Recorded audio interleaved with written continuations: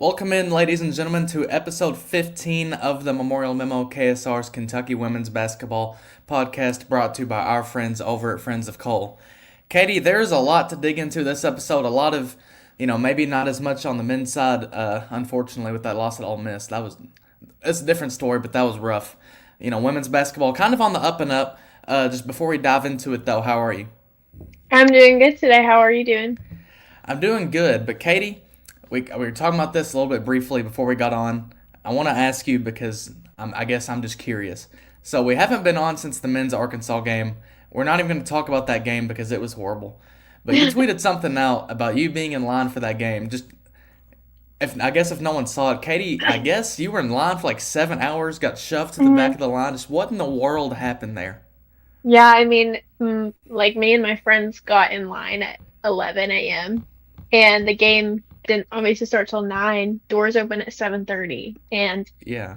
someone at Rupp Arena had the genius idea to loop the line around like a U. So like the front of the line and the back of the line were at the same spot. And so I Okay. guess around 5:30, 6 o'clock, someone from the back of the line decided to make a run for it to get into the front.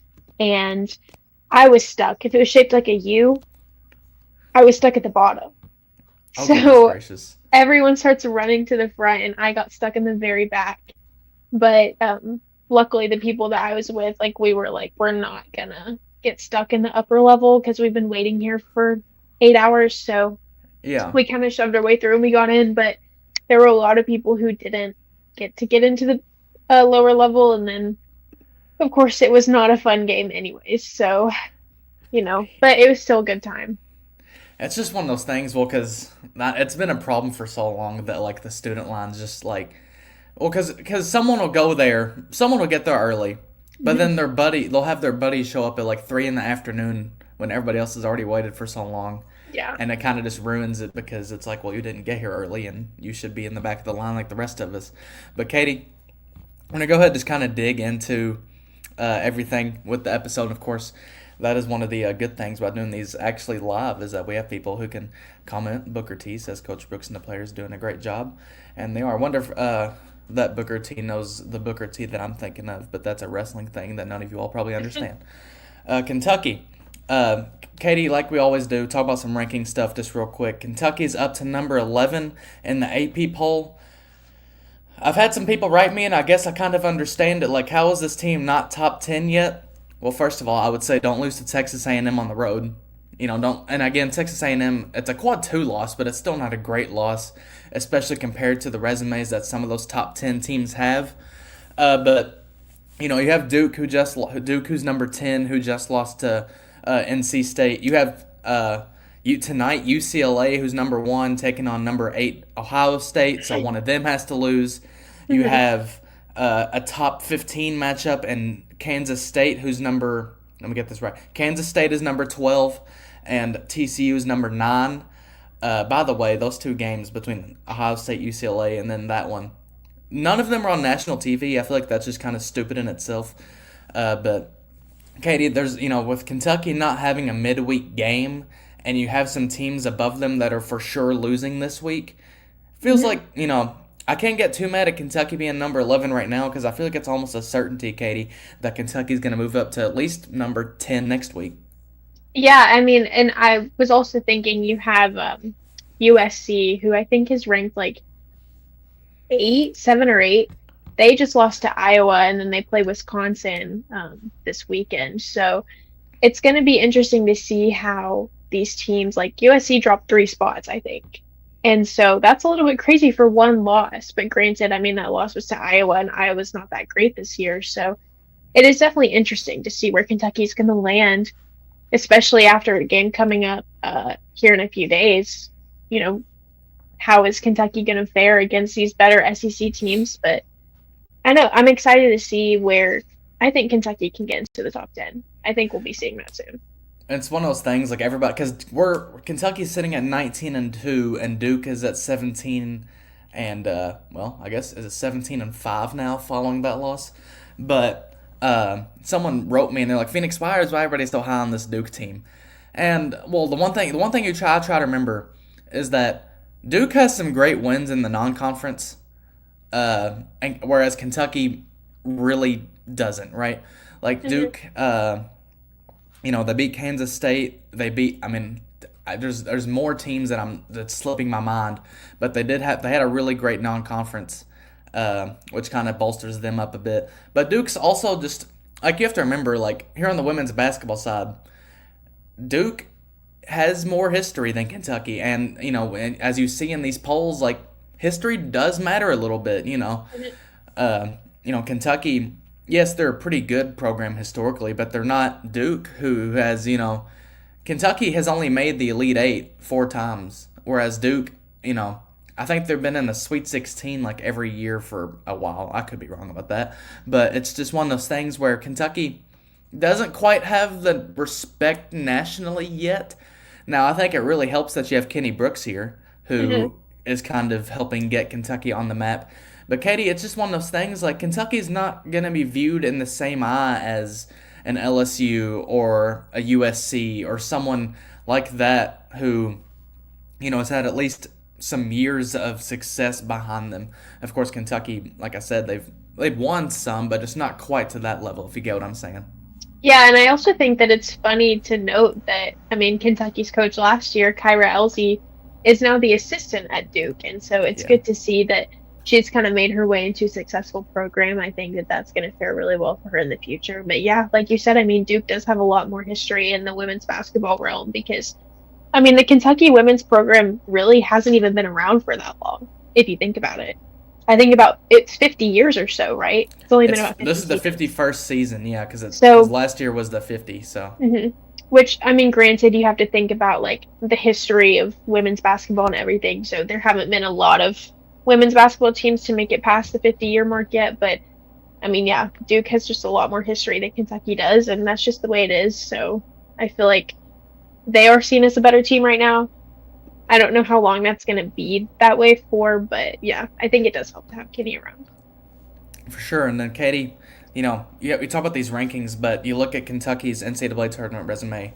You look at kind of the wins they've garnered, and you talk about how like maybe they don't have the most wins ever, but Kentucky. I didn't realize this, but that Illinois game, Illinois has been on like a real tear as of late. Illinois, that win is now up to a quad one win.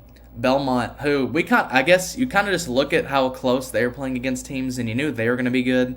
Hmm. But Belmont, uh, that's up to a quad two win.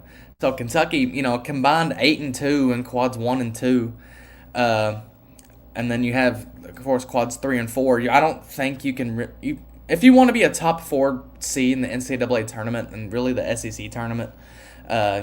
Get double buys and host the first 2 rounds in the NCAA tournament. You probably can't lose games to quad 3 and 4 teams. Hmm. But Katie, just looking at that resume that's on our screen right now, Kentucky's in pretty good shape heading into this last stretch of the regular season. I do think that it's a little bit frustrating that the Mississippi State team isn't technically considered quad one. I really don't understand why. I mean, you understand the rankings better than I do, with the quadrants and things, but it's just interesting because we're both glad that that UNC loss is considered quad one because I mean there was a stretch where we didn't know if they were going to be very good, and then the Texas A&M loss, which of course you would like to be quad one, especially since it was on the road. Um, it's very weird to think about, but I agree. Like you cannot lose a quad three or four game heading into postseason. And the good thing about that is, well, you do have Georgia at home and I believe Missouri on the road. Those, I don't know if they're quad 4, but they might be quad 3 games. So those are definitely ones to look at. But like the thing with women's basketball, the quad system is so much more like harsh. So the last time I checked, Texas A&M was 77th in the net rankings, and they were 75th. I know that for a fact at the time Kentucky lost to them. Because in men's basketball, that is a quad 1 loss. You lose to the 75th team in the net, because I'm pretty sure it's 1 through 75 as far as road games go. But, in women's basketball, for it to be a quad 1, got to be top 45. Until on Mississippi State, you know, I think in men's basketball it may be top 45 to get a home quad 1 win, Well, now it's top 25 in women's basketball. Like you have to like, it's just one of those things where, Mhm. and I think I saw something like I think maybe Talia Goodman spoke to an NCAA spokesperson one time, and they told her like it's literally just because there's a little bit less parity in the sport, which is fair, which makes sense. Mhm. But it's one of those things like if Kentucky, if the men's quad system was the same as it is in women's basketball, Kentucky's resume would look even better. But it still looks pretty good where it's at in this moment in time. Mhm. Katie, Kentucky got a really big win over Alabama. It feels like because just the timing of these episodes, we kind of have to go two games at a time, and it feels so weird talking about this Alabama game, Katie, because it just in reality, like I think the Oklahoma game is a lot more exciting to talk about, but this Alabama game, Katie, still a really big one. Mhm. Kentucky, they beat the Crimson Tide 65-56 in Memorial. Kind of the first game of that really tough stretch to end the season, Katie. But, you know, beat the number 22 ranked teams in the country. You have a really good stretch where you know, it feels like the Alabama game, Kentucky may lose that one because Sarah Ashley Barker was going off. She was playing really good. But Katie, what were your kind of initial thoughts from after that one? Yeah, I mean, the game was definitely a bit more of a nail biter than I think I don't know. I guess I did expect that. I think we both kind of expected the game to be close, but with Alabama being up at the end of the first quarter, it was definitely a little nerve-wracking because they were only up six, but it's still kind of like, okay, well, Alabama's come into Memorial and we have this great crowd and they're being loud and energetic and the game's moving quickly, but Alabama's still up. They're clearly going to come out with the win. And that's kind of how I felt in the moment because I thought if Alabama is able to kind of quiet the crowd the way that they did, it's not going to be an issue for them to go out for the next three quarters and outscore Kentucky in every regard. But I think Kentucky did a great job at kind of stopping Sarah Ashley Barker from the get go. I mean, she had a great first quarter, and then after that, it was kind of just like a here and there score. But yeah, I think that was definitely one of the things that Kentucky did the best, and I think that that's what helped them win that game for sure. You bring up the crowd, and Talia, she was actually at the Alabama game, and I think all three of us are kind of sitting there talking beforehand. And, like, admittedly, the size of the crowd wasn't great, and we were like, or at least it didn't appear great at first, and we were like, oh man, like, I guess Kentucky just gonna, like, drop this because of the crowd? But, Katie, that actually ended up, I think, like, besides the Louisville game, maybe the Mississippi State game, that may have been the best crowd this season just Mhm. because of how loud the crowd was. And I think, when you're struggling to hit shots and you're shooting, 40% from the field, it helps to have a crowd like that, Katie, who, because someone sent me a picture. I guess Talia posted a picture when she was at the game, and it was 30 minutes before tip off, so half the arena's not in there. And people are like, Phoenix, this is what UK women's basketball is really? And it's like, well, no, there was probably like 6,000 of the 6,200 that building holds. But Katie, it actually ended up being a really good crowd for that game, and I think honestly probably propelled Kentucky to the win. I mean, you can look on the box score and see how many people were there, and it says there were about 4,400. It says 4,471. And Does it you're say sitting that? Where here does it say on the box score? in the bottom left, it says it. But I mean, you thought it was 60, like 6,000 people there.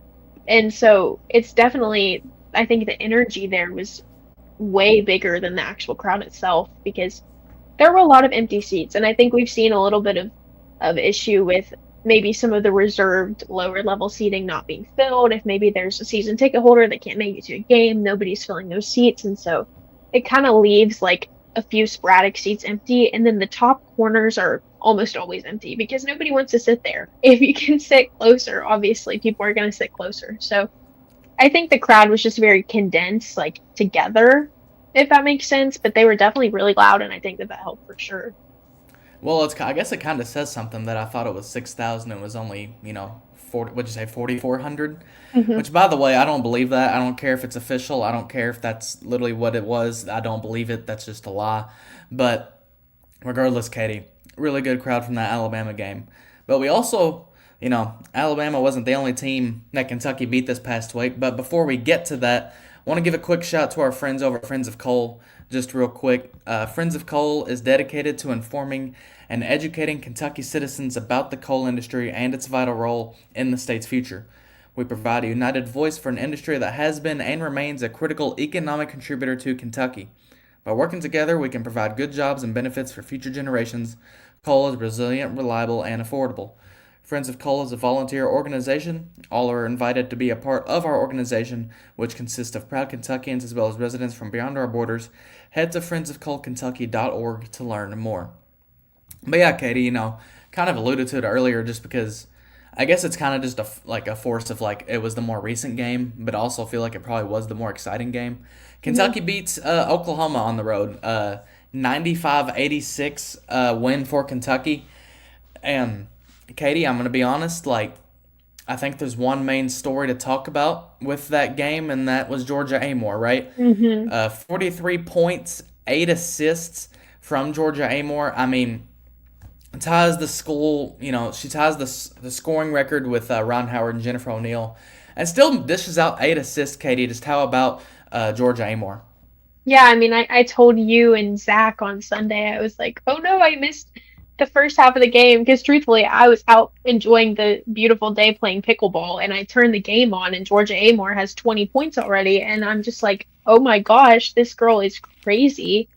I think it's so funny how she has kind of made this crazy transition from the beginning of the year to now. And you can see on the bottom of the screen, she averaged almost 30 points over 2 games. That's crazy. That is so impressive. And she's doing such an amazing job.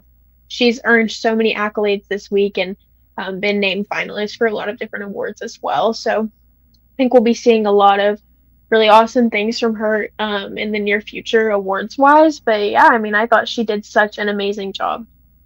It's so hard because there's, like Paige Beckers at UConn, for example, who it's hard to say Georgia Amoore has been the best point guard in the country, but it just feels like ever since SEC play started, when people are like, okay, let's see how 5'6" Georgia Amoore does against these big, strong SEC girls. Like she's really held her own, and not even just held her own, but kind of dominated, right? I mean, you Hmm. see the stat line, you see the awards, and she's just come out and showed out, just really played well. Katie, it wasn't just Georgia who was really doing well against Oklahoma either, right? Kentucky shot 50% from the field, and how about 14 of 34 from three, 41%. Uh, it's always funny because Kenny Brooks is like, I don't try to tell them to shoot threes. We're not, if they shoot them, they shoot them. But it seems like there seems to be a thing with this team, Katie, and you tell me if I'm just thinking about it too much or what. But I watched this Kentucky team and how they played against Oklahoma, and it feels like there may be a little bit of an emphasis on, maybe if it's not an emphasis on shooting the three, it certainly is an emphasis on, okay, let's get the best shot we can. Yeah, I agree with that, especially because, I mean, Clara Strack had quite a few wide open 3 pointers, and she ended up making three of them. She did foul out at the end of the game, which I think is kind of why we saw more Clara Silva playing time. But like you said, I mean, they are really just trying to get the open shot. I don't feel like the plays that Kenny Brooks runs is to like, okay, let's get Georgia the ball and she's going to shoot it. It's let's find the open woman and take the smart shot, not the shot that we think we should have to take.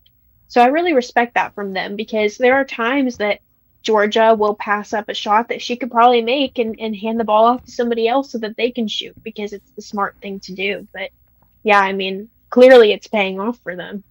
You talked about the fouling and how Clara Strack fouled out. Oh my goodness, Katie. So, just to read the numbers, there were 47 fouls called in that game. 24 on Kentucky, 23 on Oklahoma. 47 fouls in 40 minutes of game action. How does that happen? I mean, and I think I don't know if I tweeted it or thought it or KS boarded it, but I feel like that was such a fun game to watch, but it just felt like the refs were trying to suck the energy from that game with all the fouls. I mean, there was one time where Tiani Key and Reagan Beers were going, they're fighting for a rebound. And I thought I was watching, Roddy Piper down there because she hooks her by the arm and wrestles her down to the ground. And I'm like, okay, Reagan Beers fouls her. Okay. Ref calls a double foul. Who calls double fouls, Katie? What in the world is that? I think somebody reply. I think I did tweet that out, and somebody replied, and they're like, "Yeah, if you call a double foul, you just don't know how to do your job." And to be honest, like you may be right. Like that's double fouls are ridiculous, but 47 fouls, Katie, in 40 minutes. My Hmm. gosh. I do sometimes think that a double foul is, there was clearly a foul, but I don't know who to call it on, so I'm just going to call it on both of them.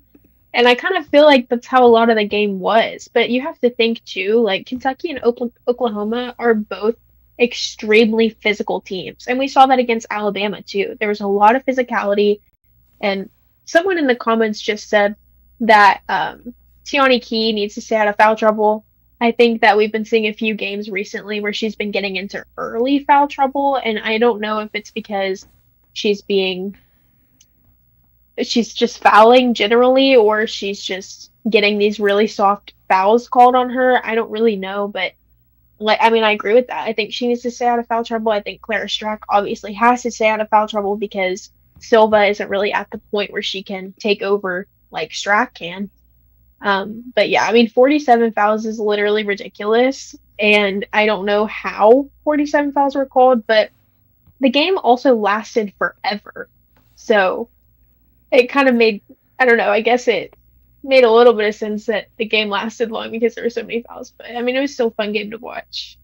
It was again like 95-86. That's a high scoring, fun game to watch. And when there was, maybe 3 seconds where they weren't calling a foul, it was fun to watch them run up and down the floor. Um, Katie, we talked about her. She did foul out, but of course, it seemed like everybody fouled out. Claire Strack, Katie, had a really good game. 19 points, 7 to 12 shooting, and you brought it up. 3 of 5 from 3, so it feels like she's starting to kind of find her stride. But Katie, how about 5 steals? She had 6 rebounds too. But Katie, 5 steals and 2 blocks. Talk about filling up the stat sheet, Katie. Claire Strack, she does it all. Yeah, she's been very impressive these past couple games as well because I feel like she truly has found her stride. And I remember there was a few games here and there where, I think there was like 3 games in a row where she was kind of struggling. And I think that since then, clearly, there's been some kind of work happening because she's been doing such a great job in every front, not just offensively and not just defensively, but on both sides of the court. And so her being able to contribute that way is very important for this team. It's just a matter of not fouling out, which, there were so many fouls called. It was only a matter of time before she fouled out, but I don't think that's something to worry about in the future. But yeah, I think that she did a great job. And then Deja Lawrence, Katie, 14 points, 5 of 11 from the field, 3 of 7 shooting from 3. And then 4 assists, 2 rebounds for her, and 2 steals as well. So pretty solid effort from her. But I think it all just kind of goes back to Georgia because let's go back to Georgia because obviously this game is obviously team effort's the thing, but this is really about her, right? Was she gonna go down?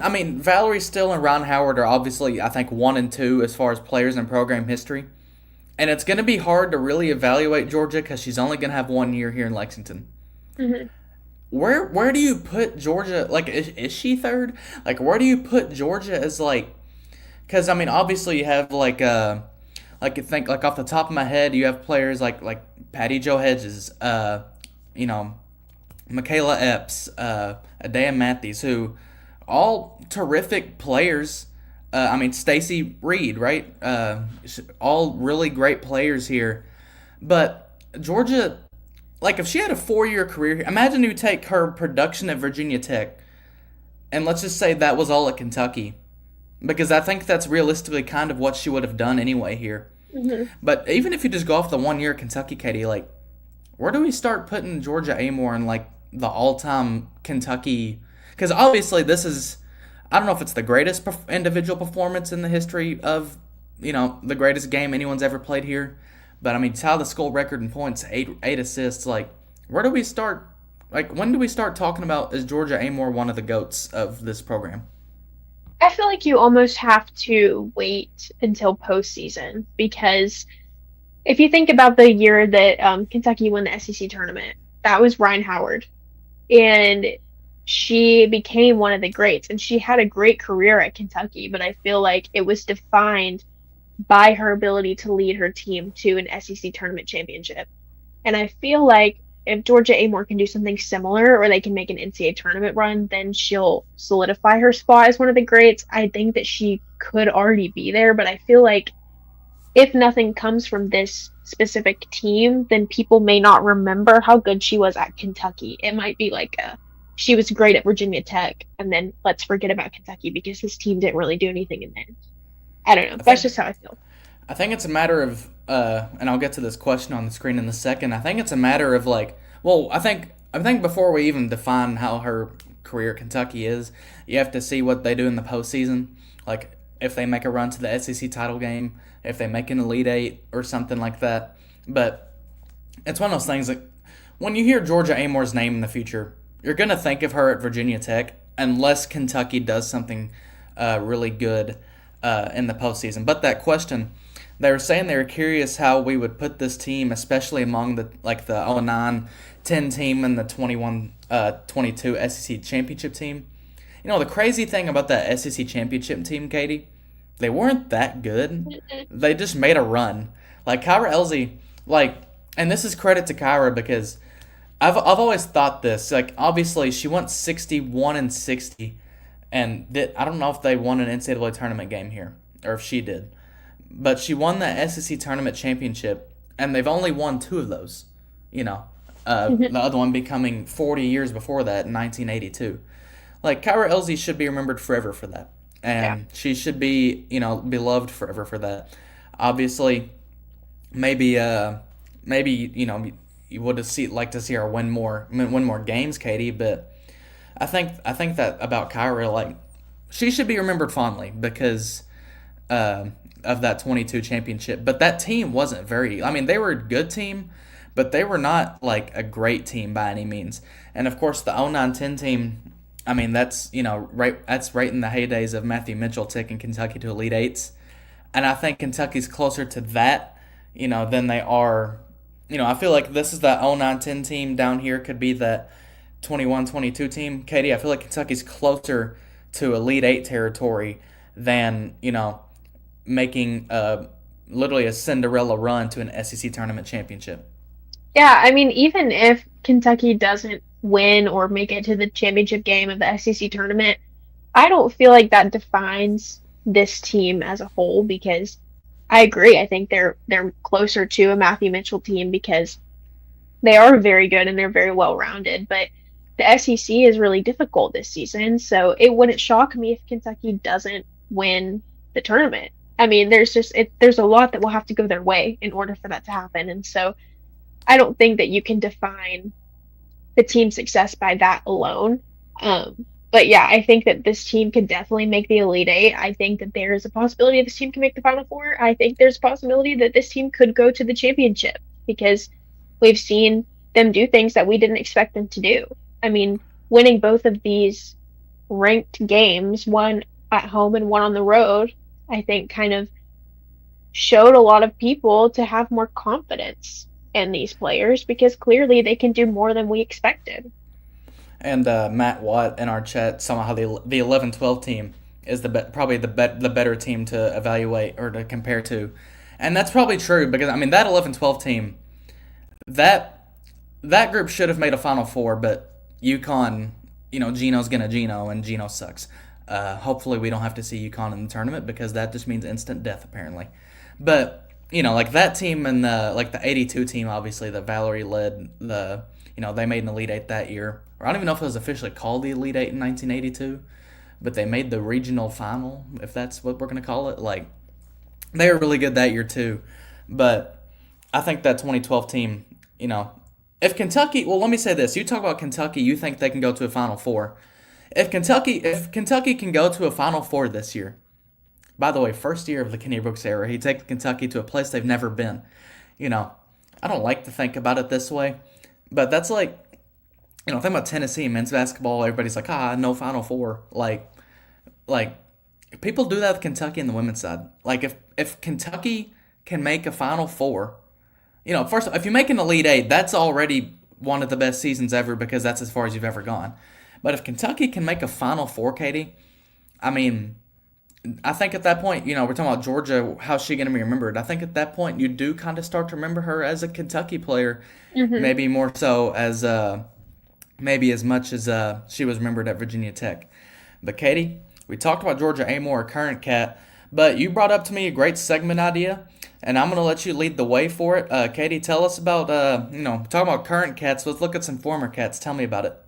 All right, so I had this idea to do a segment called the CAT scan, which is essentially we're going to be looking at players who used to go to Kentucky and now go somewhere else. I think we have a graphic for it. It should be coming up on the screen here in a second, but we have a few cats who have been very successful, or former cats who are very successful at their new schools. So, as you can see, Asia Petty, who is on last year's roster, I believe she averaged upwards of 20 points a game at Kentucky.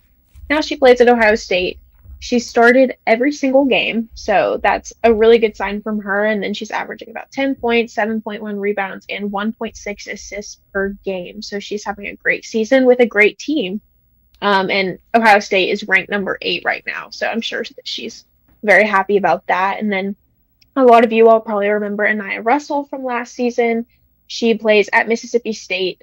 When Kentucky played against Mississippi State, she actually didn't have an incredible game. She played pretty decently, but she's averaging about 13 points, 4.9 rebounds, and 4.1 assists per game.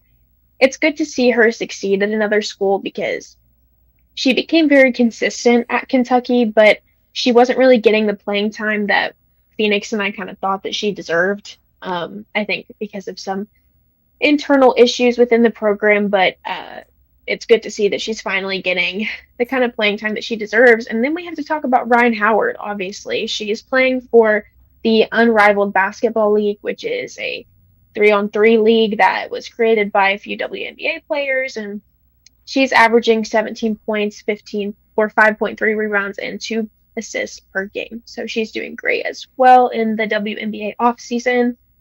I'm really happy to see her succeed in the way that she has because she did so much for Kentucky. So for her to get her flowers in the WNBA is just so incredible to watch.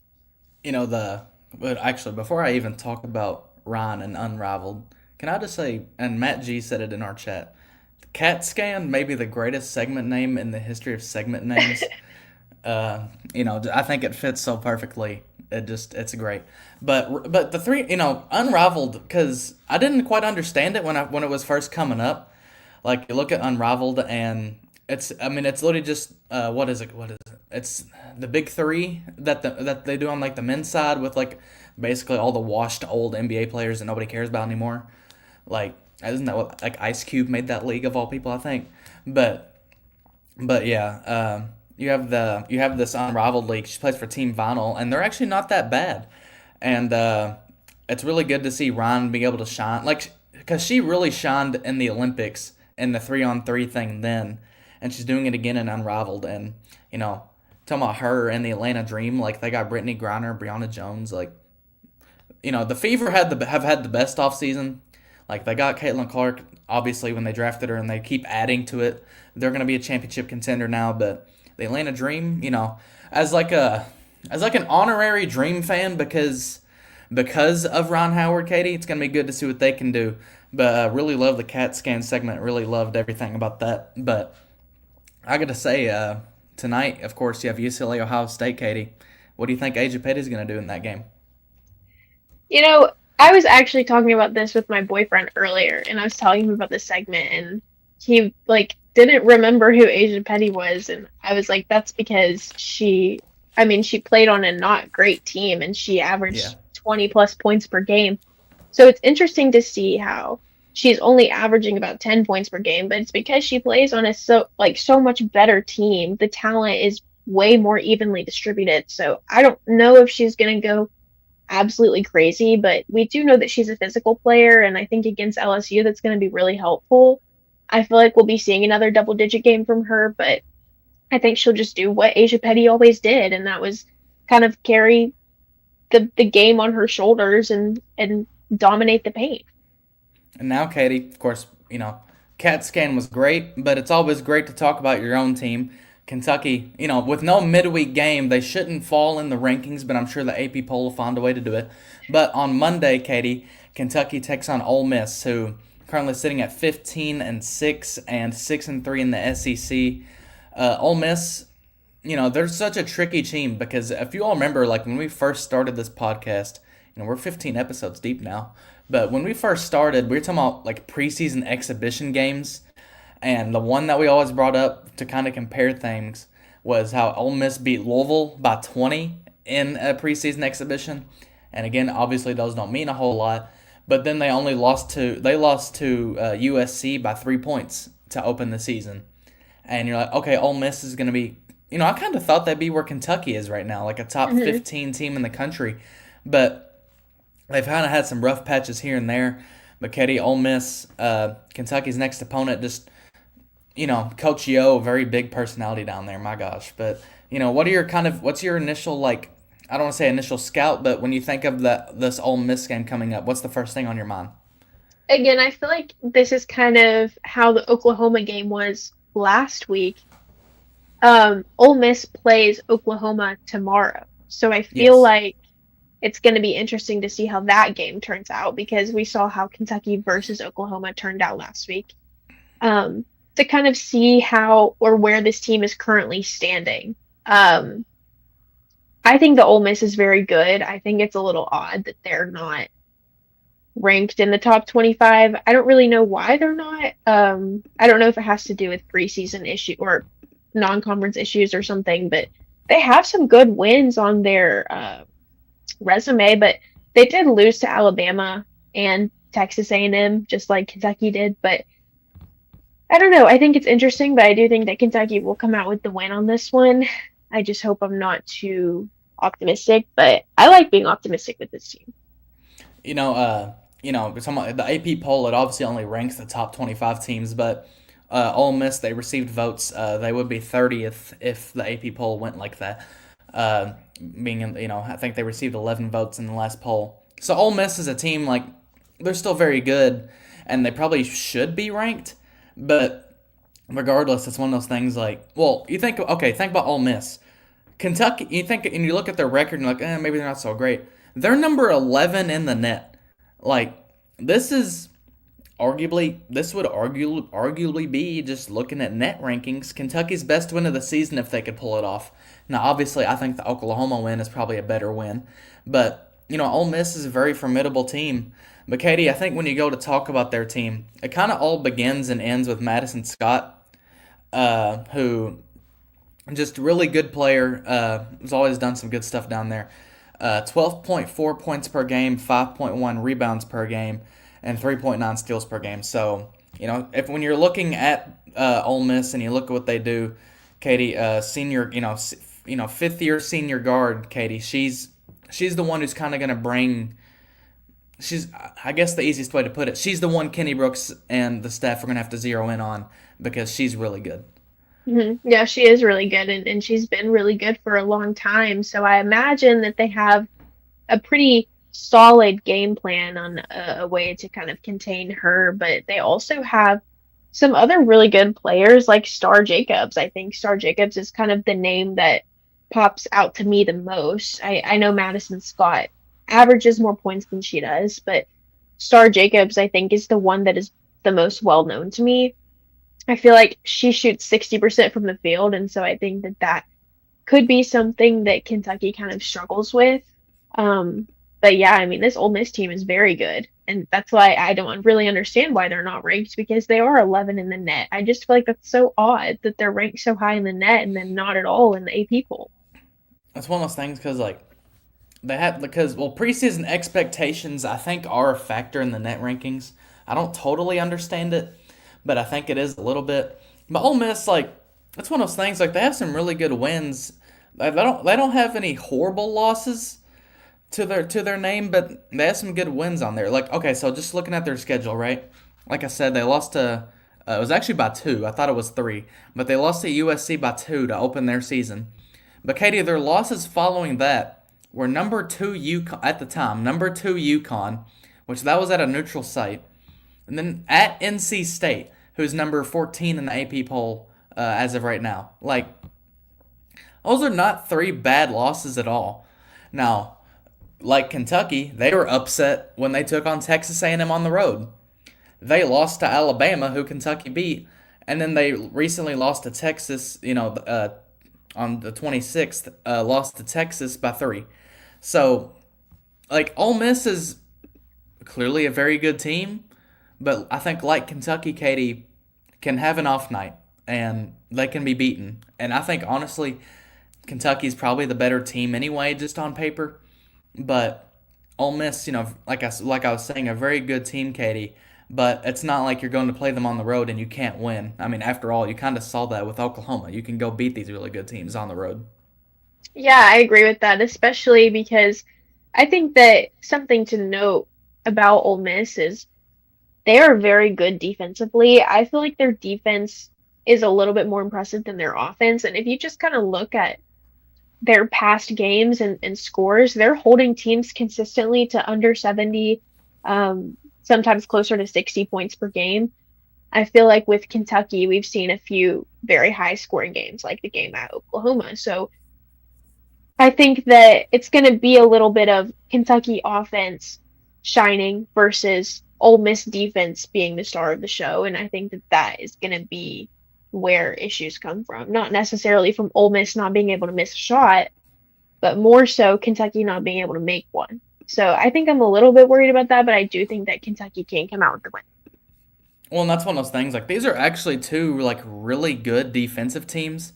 Like Ole Miss is actually like the best defensive team in the SEC, holding opponents to just 54 points per game, and Kentucky's sitting there at number 5 at 61.1 points per game. Like this is gonna be like the Alabama game, or at least it should be, where it's gonna be a 60-50 game, and it's just like, all right, who's gonna win? But Katie, I really like what I like about Kentucky is that, and we saw it with the Alabama game, they don't have to score a ton to win. They can play tremendous defense too, and if this game looks like it was played in a high school gym with no shot clock because it was 20-21, I still feel good about Kentucky's chances going on the road and winning this game. Yeah, I agree with that. I think that Kentucky's going to bring it. And I mean, they definitely did not back down when they were in Oklahoma. I don't think that's going to happen when they're at Ole Miss. Um, and I think having some time off is going to be very helpful because they've been pretty busy and definitely need the rest. So, yeah, I'm excited to see how this game turns out. And I think Kentucky will come out with the win. But yeah, like we said, Ole Miss is a very good team, so it's going to be a tough one. And this is one I find really interesting because I think what this game is going to be won, Katie, it's going to be a matter of what's it look like when you compare the two teams from beyond the arc. Mhm. Because Kentucky, Ole Miss, and this is where this is a really good sort of matchup, a really good kind of water against fire kind of situation for Kentucky, where Ole Miss is one of the worst 3-point shooting teams in the SEC. They shoot just 30.9% from 3. Kentucky, second best. Kentucky has the second best opponent 3-point field goal percentage in the SEC, Katie. LSU has the best, right? LSU holding opponents to 27.1%. Kentucky holding opponents to 27.2%. So Kentucky's perimeter defense is really, really good, and Ole Miss can't shoot threes. So that works out for Kentucky a lot. It's one of those things like you obviously I think you almost try to get Ole Miss like, you know what? Shoot it. And if you beat us from the 3 because you went 14 of 34, hats off to you. Congrats on the win. But I think if you're Kentucky, like just wall up, like don't let them get penetration.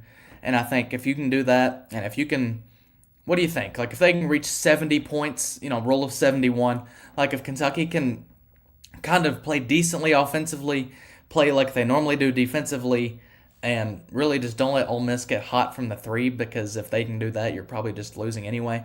I think if you can do those 3 things, Katie, I think you can get a win at Ole Miss.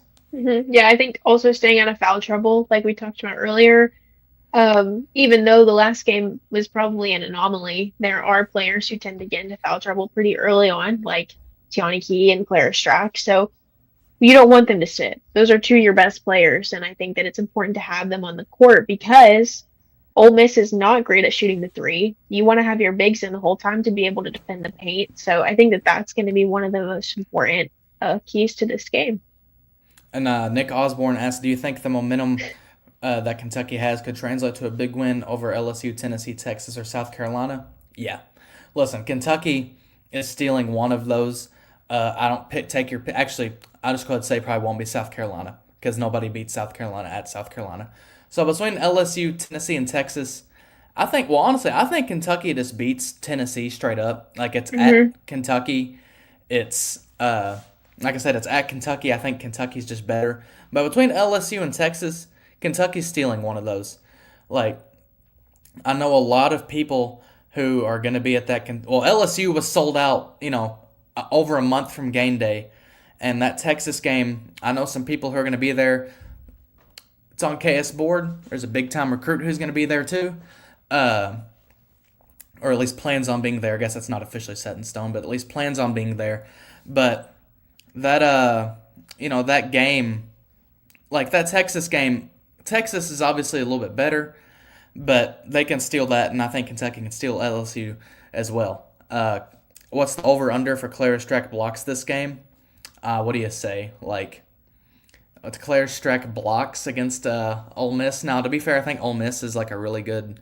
Like, I mean, obviously Kentucky's good at defense. Ole Miss is good at defense. I think this is going to be a defense kind of game, Katie. Over under for blocks. I feel like 1.5 seems fair. Like, because I feel like 1.5 is a good over under for blocks. What would you say? I was about to say 2.5 because I think Okay. that given the pressure, I think she might go crazy. I don't know if I would take the over on that. I feel like I'm going to take the under, but I feel like she might have two. But I feel like two. Well, hopefully she has 10. I Yeah. think what's really crazy, and we're kind of just talking now, but like Clara Silva in her first game, I think had like 6 blocks, and the program record is 7. And I was like, oh, it's for certain she's gonna break that this year. We're not gonna get that obviously because she just doesn't get enough playing time. But that USC Upstate game made me think Clara Silva was gonna be like the best player in the country this season. It's kind of a shame it didn't end up like that. Kind of reminds me of Big Z's debut on the men's side against Georgia, like when he had that game and hit all those threes, and you're like, oh my goodness, like he's gonna be the greatest thing ever. And then of course it doesn't quite play up to expectations. I hope that's not what we get with Clara Silva. But regardless, she'll be one to see too in a game against Ole Miss where she's obviously going to be the biggest player on the floor. Like, can she get her rhythm going? Like, she had 8 points against Oklahoma, Katie. Like, she didn't. I mean, she didn't play great because of the fouls and turnovers and whatnot. But I mean, she's scoring the ball more, which I think is a good sign to see. But Katie, I think we're gonna go ahead and call this an episode. It's been a really good one, really interactive, which is good to see. I think I had people being, I guess people start to figure out pretty quickly that these weren't done live before, and they're like, Phoenix, why don't you do these live? Like, what are you doing? It's like, I was like, well, I mean, there's schedules and whatnot, but makes I think it makes for good interaction with everybody here, which is good to see. Hmm. But Katie, uh, big game at Ole Miss. I'll get this. I'll go. We haven't done this in forever, and I've been meaning to. When we preview this games, I just forget. Give me your winner of that game and your MVP. Obviously, Kentucky. I think MVP. I think I'm feeling Amelia Hassett.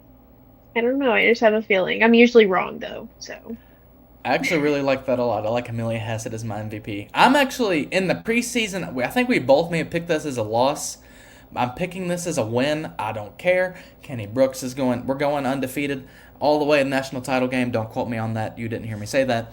But Kentucky, I think they win, and I'm gonna pick. Let's see. I won't pick Georgia as my MVP because that's too easy. You said Amelia Hassett. So just give me Tiani Key in a bounce back game. She had like 2 points against Oklahoma, not her best effort, but she's gonna bounce back, put up double digit points, put up a double double. Let me call it there. We have a Tennessee fan in the comments. Apparently, get out of here. No one likes you. Trust me, Tennessee, you're losing on what I don't remember what day that is, but you're losing.